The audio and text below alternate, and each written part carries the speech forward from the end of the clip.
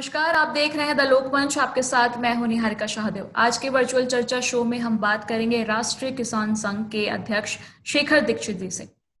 शेखर दीक्षित किसानों के हक के लिए आवाज उठाते हैं। 2003 में शेखर जी ने किसानों के हक के लिए यात्रा प्रारंभ कर निरंतर जनमोर्चा चलाया। समाज से छूटे हुए पिछड़े लोगों, गरीब किसानों के हक के लिए निरंतर लड़ाई लड़ी है और अभी भी प्रयासरत है। शेखर जी हमारे शो में आपका बहुत बहुत स्वागत है। सर, सबसे पहला सवाल मैं आपसे पूछना चाहूंगी कि राष्ट्रीय किसान मंच के अंतर्गत आपकी जो यात्रा कैसी रही है और अब तब से लेकर अब तक आपने क्या कुछ किया है किसानों के लिए। देखिए, यात्रा तो वैसे काफी लंबी है और छोटे से इंटरव्यू में कैसे मैं 2003 से काम कर रहा हूँ किसान मंच में। और तब भारत के जो भूतपूर्व प्रधानमंत्री थे स्वर्गीय वीपी सिंह साहब, उनके साथ मैंने काम शुरू किया था। उसके बाद मैं जन मोर्चा में रहा। 2008 में जब उनका निधन हो गया तो उसके बाद फिर मंच का प्रदेश अध्यक्ष बना। और उसके बाद अन्ना आंदोलन में मैं रहा। अन्ना आंदोलन में उत्तर प्रदेश का संयोजक रहा। फिर टांडा एनटीपीसी की लड़ाई हम लोगों ने लड़ी। आपके भूमि अधिग्रहण का जो मामला था, बहुत सारी जगहों पे, जैसे गाजियाबाद में था, उन्नाव में भी हुआ, टांडा अम्बेडकर नगर में हुआ, इन सब में हम लोग शामिल रहे।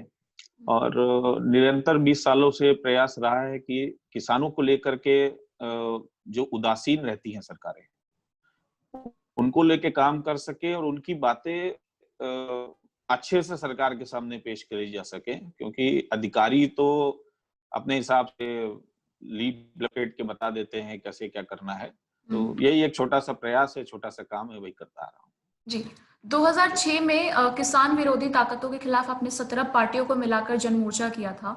इसमें कौन कौन सी पार्टियां शामिल थी और क्या अब भी वो पार्टियां आपके साथ हैं, आपके लिए काम, आपके जो सपोर्ट में काम कर रही है। देखिए, मैंने नहीं बनाया था। और तब राजबब्बर हमारे प्रदेश वो राष्ट्रीय अध्यक्ष हुआ करते थे। तब 17 पार्टियों में कम्युनिस्ट पार्टी हम लोग के साथ में थी, लालू जी की हमारे साथ में थी, रामविलास पासवान जी की पार्टी हमारे साथ में थी। आज उदित नारायण की उस समय पार्टी हुआ करती थी, वो हमारे साथ में थी। आर के चौधरी की पार्टी हमारे साथ में थी। तो जो उत्तर प्रदेश में छोटी बी कैटेगरी में उस टाइम की जितनी पार्टियां थी, जैसे मेन आप सपा, बसपा और भाजपा और कांग्रेस को छोड़ के, उसमें अधिकतर पार्टियों के साथ तालमेल करके एक बनाया गया था। और यही कारण रहा था कि फिर सत्ता से भी 2008 में बेदखल हो गई थी समाजवादी पार्टी। मसला था दादरी आंदोलन का। जब दादरी में जमीन एक्वायर करी गई थी, तो ये था कि सरकार क्यों जमीन एक्वायर कर रही है जब पावर प्रोजेक्ट अनिल अंबानी को लगाना था। पूंजीपतियों के लिए जमीनें सरकार क्यों एक्वायर करती हैं, इस मुद्दे को लेके हम लोग लड़े थे। काफी संघर्ष हुआ था, सब जेल भी गए थे बहुत सारे लोग। और फिर वो 17 पार्टियां एक साथ आई थी। और फिर उसका रिजल्ट यही हुआ था कि समाजवादी पार्टी बाहर हो गई थी। कुछ विधायक हम लोग के जीते भी थे, लेकिन दुर्भाग्य से वो बाद में बसपा में ही शामिल हो गए थे। रिलायंस इंडस्ट्रीज, जो इतनी बड़ी इंडस्ट्रीज है, उसके खिलाफ भी आपने आंदोलन किया था। उसी के खिलाफ दादरी का आंदोलन कंटिन्यूसली चला था और हम लोग जीते भी थे उसमें। रिलायंस वहां से बैक भी हो गई थी। और सवाल सिर्फ यही था कि किसान की जमीन जब एक्वायर हो रही थी तो उसको जो दाम मिल रहा था, उसका 1000 गुना ज्यादा दाम रिलायंस बैंक से ले रही थी। तो हम लोग का कहना था कि मूल्य के हिसाब से भी नहीं ठीक है और उपजाऊ जमीन का अधिग्रहण भी नहीं ठीक है। और सबसे बड़ी बात यह है कि सरकार क्यों अधिग्रहण कर रही है। अगर किसी पूंजीपति को जमीन खरीदनी है तो वो किसानों के पास जाए और उनसे जाके समझौता करे। आप पीएससी लगा के और पुलिस लगा के जमीनों पे कब्जा करेंगे तो ये तो ठीक नहीं है ना, ये लोकतंत्र के लिए तो अच्छा नहीं है। शेखर जी, हमारे देश का एक दुर्भाग्य मान लीजिए कि जो हमारे अन्नदाता हैं, किसान हैं, उनकी स्थिति शुरू से लेकर मतलब खराब रही है, सुधर नहीं रही है। 2013 से लेकर अगर अभी तक हम बात करें तो इस पर आप क्या कहेंगे। देखिए, किसानों की स्थिति आजादी के बाद से नहीं सुधरी, क्योंकि उसका एक कारण ये रहा कि कोई भी सरकार आई हो, वो आज भारतीय जनता पार्टी ही नहीं, इससे पहले कांग्रेस भी जब आई थी और उससे पहले जो अन्य सरकारें भी वाम दलों की बनी, उन्होंने कहा जरूर कि हम किसानों को जो है उनका हक देंगे, किसानों को न्याय देंगे, लेकिन सत्ता में बैठते ही वो पूंजीपतियों के हिसाब से बात करने लगते हैं। एक छोटा सा मैं आपको इसका समझाता हूँ कि ऐसा क्यों होता है। लोग सोचते हैं कि ऐसा क्यों। देखिए, किसान के पास सबसे महत्वपूर्ण चीज है वह जमीन, और सबसे महंगी चीज भी है वो है जमीन। सभी को वो चाहिए, वो चाहे सरकार हो, वो पूंजीपति हो, और सबको फ्री में चाहिए। सब ये सोचते हैं कि चंद कौड़ी के दाम देके उनसे खरीद ले। इसको लेकर के आप सोचिए कि अंग्रेजों के समय में 1864 का जो कानून बना था, उसको हम लोग बदल पाए 2011 में आके, उसमें भी कुछ नाम मात्र संशोधन कर पाए। उसके बाद क्रॉप के सही फसल की, अगर फसलों के मूल्य की बात करें तो आप ऐसा सोचिए, जब देश आजाद हुआ, पहला वेतन आयोग लागू हुआ, तो पहले वेतन आयोग में जो सरकारी कर्मचारी की तनख्वाह थी, और जिस हिसाब से 7वें वेतन आयोग तक सरकारी कर्मचारी की तनख्वाह बढ़ गई, उस हिसाब से आप देखिए तो किसान की फसलों का तो मूल्य बढ़ा ही नहीं। अगर आज उस हिसाब से हम बात करें तो 75 रुपए किलो गेहूं का होना चाहिए था। आप 75 मत दीजिए, 30 रुपए दे दीजिए, 28 रुपए दे दीजिए, सारा घाटा आप किसान से क्यों पूरा करते हैं? तो ये एक दुर्भावना। 2013 में मोदी सरकार 14 में आई, 13 में उसने वादे किए कि हम किसानों के लिए किसान आयोग बनाएंगे, स्वामीनाथन कमेटी की सिफारिशों को लागू करेंगे। लेकिन एक टर्म उनका बीत चुका है, दूसरा टर्म भी वो धर्म के नाम पे जय जयकार हो रही है, दूसरे मुल्कों से लड़ाई के नाम पे जय जयकार हो रही है। लेकिन किसान मजदूर बेहाल है, परेशान है, और उसकी इसमें भी कोई सुनवाई नहीं है। तो हम तो यही कहेंगे कि ना कांग्रेस में सुनवाई हुई थी, और ना ही सुनवाई जो है वाजपेयी में जाके हुई है। जी, आम जनता से जो हर समय जब वोट मांगने का टाइम आता है तो इतने सारे वादे किए जाते हैं और हमेशा किसान और गरीब को ही मुद्दा बनाया जाता है कि इन्हें ही उठाना है। फिर जब वोट मिल जाती है सारी चीजें हवा हवाई हो जाती हैं। तो आम जनता या जो गरीब है, परिवार है, या फिर आप अपने जो मंच हैं उसके हिसाब से आप क्या क्या करें आगे, अब क्या कदम उठाएं ताकि इनके थोड़े होश सुधरे, कि क्योंकि किसान की देखिए, स्थिति बद से बदतर हुई हुई है। ये दुखद बात ये है कि पिछले आजादी हमने हासिल करी तो हम्म, 25-30 साल तो हम आजादी के जश्न में रहे, और हमने हम्म, कहा नहीं हम अच्छा देश बनाएंगे, और हम लड़ते रहे। तो किसानों को ध्यान नहीं दिया गया। उसके बाद जातिगत राजनीति शुरू हो गई। हम्म, 1980 के बाद से हम ठाकुर हैं, हम ब्राह्मण हैं, हम दलित हैं, हम पिछड़े हैं, इसकी राजनीति शुरू हो गई, हम्म, और अभी तक वो राजनीति चलती चली आ रही है। हम्म, वोट जो है वो किसान नहीं डालता, वोट जो है मजदूर नहीं डालता, वोट जो है वो डालती है जाति, किसकी कौन सी जाति और कौन किसका बनेगा।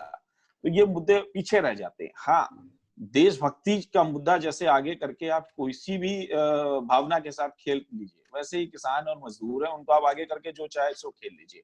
लेकिन सत्ता में आते ही सभी को पैसा चाहिए, सभी को ताकत चाहिए, गरीब उसमें कहीं छूट जाता है। चंद नेताओं की बात करें, लाल बहादुर शास्त्री जी ने सोचा था, चौधरी चरण सिंह ने सोचा था, एक दो नेताओं की बात छोड़ दे तो बाकी किसी ने किसानों के लिए बहुत ज्यादा ना सोचा और ना किया। जी, और इसका जो परिवर्तन है वो यही है कि जाति और धर्म को छोड़ के मूल मुद्दों को लेके जब तक लोग वोटिंग नहीं करेंगे, तब तक देश की खराब हालत है। शहरों की हालत कोई बहुत अच्छी नहीं है। जी, शहरों बिल्कुल। में आप पोल्यूशन है, शहरों में आपको बहुत सारी ऐसी चीजें हैं जिनका कोई मानक नहीं है। हुँ, आप शहरों में गुलामी की जिंदगी जी रहे हैं, अब रोबोटिक्स लाइफ जी रहे हैं। जी। असली जिंदगी तो गांव में ही है, हुँ, हुँ, लेकिन ये हुँ। समझने को भी लोग तैयार नहीं है। समझेंगे, शायद कोरोना ने थोड़ा समझा हुँ, दिया है, हुँ, हुँ। और थोड़ा और समझ जाएंगे। जी, कोरोना काल की आपने बात की, तो योगी सरकार ने अभी कोरोना काल के दौरान कई योजनाएँ निकाली, उसे लेकर आए, लागू किया किसानों के लिए, बल्कि जो योजनाएँ लाई हैं। क्या वो सारे जो योजनाएँ हैं वो लागू हुई हैं? या उस पर काम किया जा रहा है, या फिर सिर्फ़ वैसे ही हवा-हवाई वाली बातें ही हुई हैं? देखिए, योगी जी ने योजनाएं बनाई, हुँ, पिछली सरकारों ने भी योजनाएं बनाई, हुँ, हुँ, कोरोना में भी योजना बनी। योजना कमरे में बंद होकर बन तो गई, हुँ, इम्प्लीमेंटेशन कहाँ है? वही। जमीन पे वो जी। कहाँ पहुंच रही है? हुँ, जमीन पे जब कोरोना खत्म हो जाएगा, हालांकि इसका ऑडिट नहीं होगा, लेकिन हुँ, अगर इसको ठीक से देखा जाएगा तो ये भ्रष्टाचार का बहुत बड़ा मामला सामने आएगा। आपने कहा आपने लखनऊ में 10,000 से ऊपर बेड बना दिए हैं हुँ, मरीजों को रखने के लिए। आज 2,000 संख्या जैसे ही लखनऊ की पहुंची है, आपने कह दिया कि अब हमारे पास कोई सुविधा नहीं है। आप जब राजधानी में सुविधा 10-20 हजार लोगों को नहीं दे सकते हैं, तो आप पूरे प्रदेश की हालत आप समझ लीजिए क्या होगी। जी। हर चीज महंगी बिक रही है, हर चीज का पैसा आम जनता चुका रही है। तो योगी जी प्रयास कर रहे होंगे, ये मैं कह सकता हूं, लेकिन उसका कुछ रिजल्ट नहीं है। मतलब कुछ दिखाई नहीं पड़ रहा है, वो सिर्फ प्रयास में ही है। क्योंकि शेखर जी, इतने योजनाएं निकालने के बावजूद अगर हम साल 2014 से लेकर अब तक की बात करें, इतनी सारी योजनाएं निकली हैं, उसके अनुसार तो अब जो किसान है उनको तो कर्ज मुक्त हो जाना चाहिए। अभी भी कर्ज में डूबे हुए हैं किसान। देखिए, कर्जे का तो ऐसा है ना कि आप सिर्फ पेट पालने के लिए जिंदा है। आप किसानी को बिजनेस समझते नहीं है, आप किसान को समझते हैं कि वो तो देश को दान दे रहा है और दान देने के बाद वो देश का बंधुआ मजदूर है।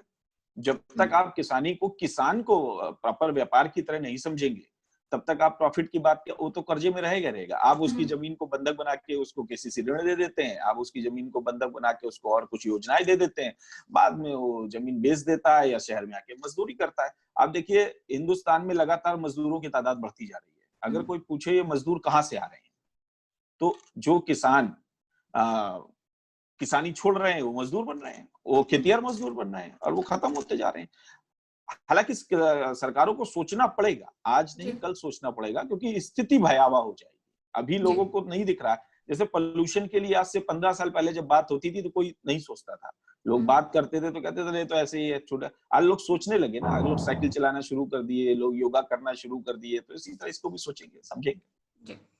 आपकी जो संगठन है, आप इसे चला रहे हैं, आपसे आपके साथ कई किसान भाई जुड़े हुए हैं, तो आप उन्हें जो स्कीम आ रहे हैं, योजनाएं आते हैं, उससे लेकर अवेयर करवाते हैं किसानों को कि क्या करना चाहिए, किस पर विश्वास करना चाहिए, नहीं करना चाहिए। देखिए, योजनाएं सब अच्छी हैं, योजनाएं ऐसी कोई नहीं है जो खराब है, सब किसान हितों में बनाई गई हैं। सवाल है कि उनको लागू कैसे कराया जाए। सिस्टम में वो ताकत नहीं है कि वो उनको लागू करा पाता। उसका एक कारण और है, जैसे हॉर्टिकल्चर के लिए एडीओ हॉर्टिकल्चर हर ग्रामीण देहात में होता है, एग्रीकल्चर हर देहात में होता है, पर किसान उनको देख नहीं पाता है, वो दिखते नहीं है, वो विजिबल नहीं है, क्योंकि वो नौकरी तो करते हैं पर सब पन्नों में करते हैं, सरकारी दस्तावेजों में करते हैं, वो कभी जाते नहीं है। जब तक नीचे का सिस्टम नहीं सुधारा जाएगा, तब तक चाहे जितनी सरकारें बदल जाए, चाहे जो कुछ बदल जाए, किसानों की जो हालात है इसमें कुछ बदलाव नहीं आने वाला है, ये ऐसे ही चलती रहेगी। आपकी जो संगठन है वो कोरोना काल में किसानों के लिए आपने क्या कुछ प्रयास किया है? देखिए, कोरोना काल में सबसे ज्यादा काम ही किसानों ने किया। अगर शहरों में सब्जियां निरंतर आती रही तो किसान की देन थी। आपके संगठन ने उनके लिए क्या काम किया? देखिए, उनके लिए जो जागरूकता हो सकता था वो हमने उनको कराया। हमने बहुत सारे लोगों को मास्क जो हम दे सकते थे हमने वो उनको बताया, हमने उसके बचने के तरीके बताए। बहुत सारे हमारे जो कार्यकर्ता थे उनके थ्रू हमने सैनिटाइजर चीजों का, अच्छा जो लोग के पास राशन की कुछ समस्या थी तो कच्चे राशन की उपलब्धता भी उनको करवाई। जैसे जैसे जहां जहां जो जो मालूम पड़ता गया उसके लिए वो कराया। और हमारा संगठन ही क्या, बहुत सारे लोगों ने किया है। और आप देखें तो सरकार से ज्यादा एक दूसरे की लोगों ने मदद करी है। अगर इस विपत्ति काल में देखिए तो सरकारी मदद किसी को पहुंची हो ना पहुंची हो, पड़ोसी की मदद उसको जरूर पहुंची है और बिना धार्मिक भेदभावनाओं के पहुंची है। ये सरकार को समझना चाहिए चीज। जी बिल्कुल। तो हम लोग जो कर सकते थे वो हमने जमीन पे किया। अभी जो यूपी के हालात पे हम थोड़ा आ जाते हैं। अभी जो यूपी के का हालात चल रहा है, कहीं ना कहीं शुरू से लेकर अभी तक यूपी में एक जंगल राज, जो हम कह लें जंगल राज या दबंगों का राज है, वो चला आ रहा है। लोगों में खौफ इसका है, तो इस पर आप क्या कहेंगे? देखिए, भाजपा सुशासन की बात लेके आई। भाजपा ने ये कहा कि हमारे काल में जो है बच्चियां सुरक्षित रहेंगी। भाजपा ने कहा हमारे काल में अपराध नहीं होगा। लेकिन मैं बड़ी मतलब उससे कहना चाहता हूँ बाकी से कि अब ये भारतीय जनता पार्टी अटल बिहारी वाजपेयी और आडवाणी की पार्टी नहीं रही। इसके अब मौलिक जो कल्चर था उसमें चेंज आ गया है। अब ऐसा नहीं रहा है कि आप दीनदयाल उपाध्याय की बातों को करते थे और उनके अधिकारों को चलते थे। आज जितना आदमी सपा में गुंडा था, जो हम सपा को कहते थे, वो सारा का सारा विधायक बन गया आके भारतीय जनता पार्टी में। जो बसपा में गुंडा कहलाते थे, जो बसपा में बाहुबली कहलाते थे, उसमें अधिकतर आदमी जाके विधायक बन गया भारतीय जनता पार्टी। भारतीय जनता पार्टी में 142 रजिस्टर्ड विधायक हैं जिनके ऊपर मुकदमे हैं, जिनके ऊपर बहुत सारे अपराधों के मुकदमे हैं। तो वही वाली बात है, आपने सिर्फ ऊपर की ओढ़नी बदल ली। कलर कल हरा हुआ करता था, आज आपने नारंगी कर दिया। बदलाव कुछ नहीं आया, नीचे तो वही है, नीचे जो भेड़िया कल था वही भेड़िया आज है। तो कहाँ से उसमें कमी आ जाएगी या किसी चीज में। अब अमरमणि के बेटे को खुद योगी आदित्यनाथ ने ज्वाइन कराया, फिर उसने अपनी बीवी की कत्ल कर दिया, फिर उसने अपने पूरे परिवार को उसके धमकाया, फिर उसने रंगदारी करी, फिर उसने और पता नहीं कितने अपराध किए, क्या सजा दे दी। आप उसके बाद आज विकास दुबे का प्रकरण, इतने देर तक विकास दुबे पे इतने सारे केसेस थे, इतने सारे मुकदमे थे, अगर वो इतना खूंखार जानवर था तो वहां के एसपी को अब तक नहीं दिखा, वहां के डीजी को अब तक नहीं दिखा, ये तो कमाल की बात है। और ऐसे विकास दुबे भरे पड़े उत्तर प्रदेश में, कमी नहीं है यहाँ पे, और वो सब सरकारी संरक्षण में ही पल रहे हैं। आज जब सरकारी जांच हो रही है तो फंस तो खुद ही रहे हैं ना, बाहर वाले तो आ नहीं रहे, क्योंकि अब वो बसपा के जिस आदमी का नाम ले रहा है आज वो भाजपा में है, अब बचाव तो करना ही पड़ेगा जब वो आपका हो गया तो हालात तो वैसे भी खराब थे, हालात खराब है। देखिए राजनीति में जब तक राज्य करने के अलावा आप अपने सिद्धांतों को लेकर नहीं चलेंगे तब तक आप बेहतर समाज नहीं दे सकते हैं। कुर्सी तो छीन सकते हैं, कुर्सी तो आती जाती रहती है। अन्ना आंदोलन से सारा फायदा भाजपा को हुआ। अन्ना आंदोलन की वजह से एक मिडिल मैन जागा, उसके जागने के बाद युवा खड़ा हुआ और उसने भाजपा का साथ दिया। उस समय हमने भाजपा की तो कोई बुराई नहीं करी, उस समय हमने भाजपा के खिलाफ तो कुछ नहीं कहा, हमने कहा कांग्रेस गलत कर रही है, इसका विरोध होना चाहिए। आज भाजपा गलत कर रही है, हम कह रहे हैं इसका विरोध होना चाहिए। इससे सवाल कुर्सी का है, सवाल ना भाजपा का है और सवाल ना कांग्रेस का है ना सपा का है। कल तक सपा बैठी थी, जब सरकार में 2015 में हमने सपा के खिलाफ बहुत आंदोलन किए, बहुत लाठियां खाई। 16 में हम लोग ने बहुत आंदोलन किए, बहुत लाठियां खाई। तो ऐसा नहीं है, हमें भारतीय जनता पार्टी से कोई शिकवा नहीं है, चूंकि वो सरकार में है, जिम्मेदारी उनकी है, तो अपनी जिम्मेदारी को पूरी तरह से वो निभाएं। इसलिए हमारा काम है कि उनको निरंतर याद दिलाते रहें कि आपकी कमियां छूट गई हैं। अब वो सीखेंगे तो बेटर है, नहीं सीखेंगे जनता बदल देगी, फिर कोई आएगा। आप राजनीति में जुड़ना चाहते हैं? अभी तो मैं राजनीति में नहीं हूँ, मैं काम कर रहा हूँ। और राजनीति क्या है, राजनीति तो वही समाज सेवा का जो बेसिक बीज में एक कोर पार्ट है राजनीति। और यूं कहिए तो राजनीति में हूँ क्योंकि नेताओं के खिलाफ बोलता हूँ, नेताओं के लिए संघर्ष करता हूँ, और ऐसे कहिए तो नहीं हूँ क्योंकि अभी तक चुनाव नहीं लड़ा। और मुझे लगता है कि समाज को अच्छे नेतृत्व की जरूरत है, युवाओं को आगे आना चाहिए, जिन लोगों के दिल में अच्छी भावनाएं हैं, जो राजनीति को व्यापार नहीं समझते। आज की डेट में तो मैक्सिमम लोग राजनीति को व्यापार समझते हैं ना, कि यहाँ के हम करोड़पति हो जाएंगे, 4 गाड़ियां हो जाएंगी। जो नहीं समझते हैं उन लोगों को राजनीति में आना चाहिए और इसको थोड़ा बेटर बनाना चाहिए, अच्छा बनाना चाहिए, तब हम बात करें विश्व गुरु बनने की तो बेहतर होगा। जी, अभी के हालात खराब है।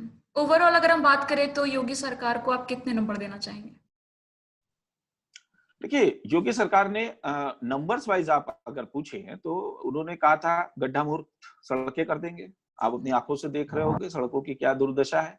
उन्होंने कहा था हम स्वास्थ्य सेवाएं बहुत अच्छी कर देंगे। डॉक्टर कफील का आपको प्रकरण याद होगा, गोरखपुर में किस तरह से बच्चे मरे थे, और जब वो उसको नहीं नियंत्रण कर पाए तो आज कोरोना काल में भी आपको पता होगा कि क्या हालात चल रहे हैं। मंत्रियों की बात और इनकाउंटर्स की बात करें तो खुद उनके मंत्री कहते हैं कि मैक्सिमम इनकाउंटर्स फेक हैं। देखिए डर का साम्राज्य अच्छा तो है लेकिन भविष्य उसका बुरा है। और नंबर्स की बात करें तो क्या कहूं भाई, आप दे दीजिए 10 में 4 नंबर। अच्छा, हमारे मंच के थ्रू आप दर्शकों को क्या कहना चाहेंगे, क्या संदेश देना चाहेंगे? आप जाति भी खूब बनाएं, खूब करें, लेकिन आपके जो हित के मुद्दे हैं इनको पहले रखें। जब भी आप सरकार बनाते हैं तो आपको ये चीज ध्यान में रखनी पड़ेगी कि आप सरकार से चाहते क्या हैं। आज जो ये देश की बदहाली है वो क्योंकि कारण ये है, देश ने हिंदुत्व चाहा था तो देश को हिंदुत्व तो मिल गया लेकिन बेसिक चीजें नहीं मिली। और समाज बेसिक चीजों से ही चलता है और एक दूसरे को जोड़ने से चलता है और जोड़ के रखने से चलता है, तोड़ने से नहीं चलता है। इसलिए आपस में सद्भावना रखें, एक दूसरे के प्रति प्रेम रखें, और सबसे बड़ी बात है कि ईश्वर एक है, इस प्रणाली को माने और समझें, और लोगों के और राजनीति खास तौर से राजनीतिक उसके बहकावे में आके लड़ाई झगड़े फसाद ये सब ना करें। और किसानों की जहां तक रही बात तो किसान तो हमारा सर्वोपरि है, सबसे ऊपर रहता है। अगर किसान आयोग बन गया तो उसको बहुत सारी सुविधाएं बेहतरी मिलेंगी। तो उसके लिए हम लोग प्रयासरत हैं और किसान भाइयों से भी कहूंगा जाति धर्म छोड़ के किसानी के लिए लड़े, इसी से उनके बच्चों का कल्याण होगा। जी शेखर जी, बहुत बहुत शुक्रिया अपना बहुमूल्य समय देने के लिए। बहुत जी बहुत धन्यवाद। धन्यवाद।